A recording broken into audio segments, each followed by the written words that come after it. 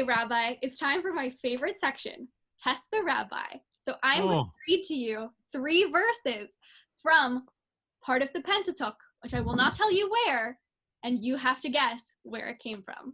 You ready? As ready as I'll ever be. Okay. The Lord is a man of war. The Lord is his name. Pharaoh's chariots and his host hath he cast into the sea. His chosen captains also are drowned in the Red Sea. The depths have covered them. They sank into the bottom as a stone.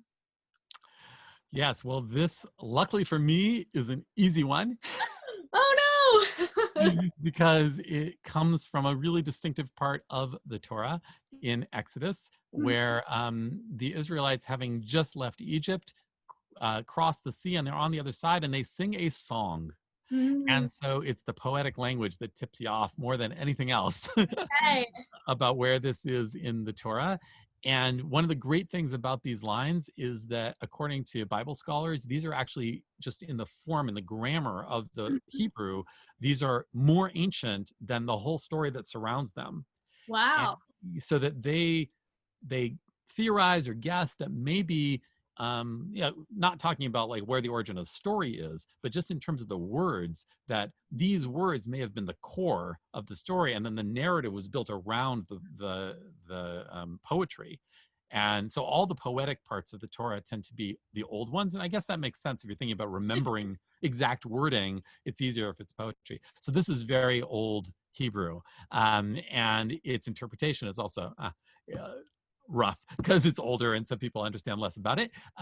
But the idea of God being a man of war at that moment when God has, killed the firstborn of the Egyptians, defeated the Egyptian army, they've drowned in the sea. It's, the Egyptian army was the greatest army on earth.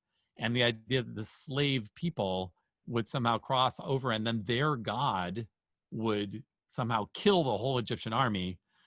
Well, there's a reason they're calling God a man of war.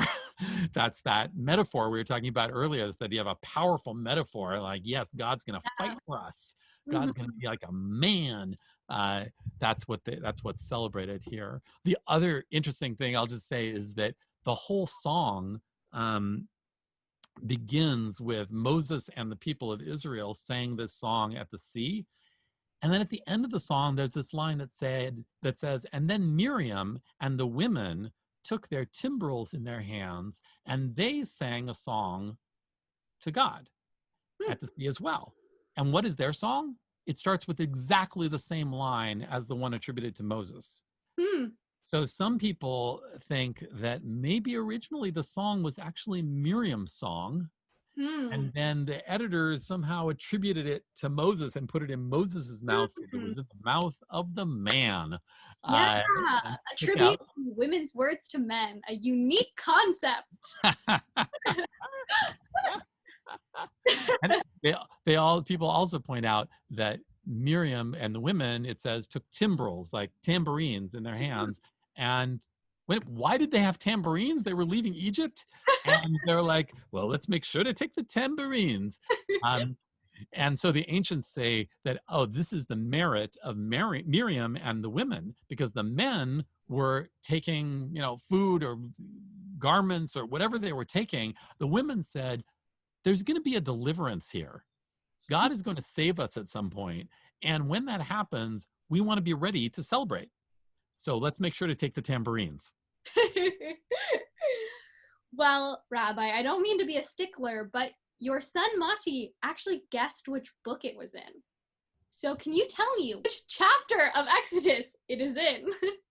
All right, now this is going to be tricky. So, wait. It's Exodus. I think it's chapter 14. 15. Oh, one off. So close. So close. Oh, Masha, when you play Stump the Rabbi, you always win. That is true. The rabbi can't win them all. Or maybe any of them. Likely any of them. Masha is a vindictive player in this game. Well, I have to give it up to you, Masha. there's only so much power that a rabbi has. And infinite power that a Masha has.